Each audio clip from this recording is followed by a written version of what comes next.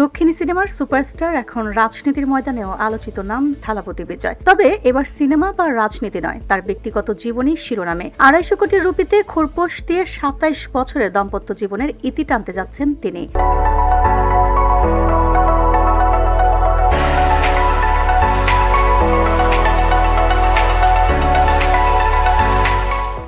ভারতের চেঙ্গলপট্টু জেলা আদালতে আনুষ্ঠানিকভাবে বিবাহ বিচ্ছেদের আবেদন করেছেন বিজয়ের স্ত্রী সঙ্গীতা স্বর্ণালীগম।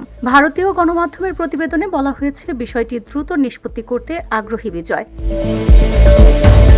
জানা গেছে, আইনজীবীদের সঙ্গে একাধিক বৈঠকের পর স্ত্রী ও সন্তানদের ভরণ পোষণ হিসেবে ২৫০ কোটি রুপি দেওয়ার প্রস্তাব দিয়েছেন বিজয়। উভয় পক্ষ রাজি হলে প্রায় ২৭ বছরের দাম্পত্য জীবনের আনুষ্ঠানিক সমাপ্তি ঘটতে পারে খুব শিগগিরই।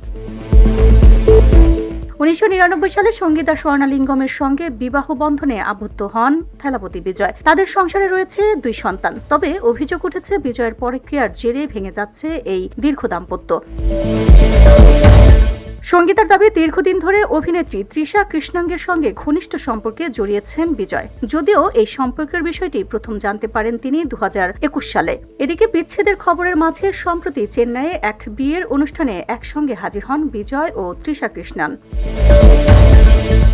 একই রঙের পোশাকে তাদের উপস্থিত মুহূর্তে আলোচনার ঝড় তোলে। নবদম্পতির সঙ্গে ছবি তোলা, অতিথিদের সঙ্গে কুশল বিনিময়, সবশেষে অনুষ্ঠান শেষে একসঙ্গে বেরিয়ে যেতে দেখা যায় এই তারকা জুটিকে।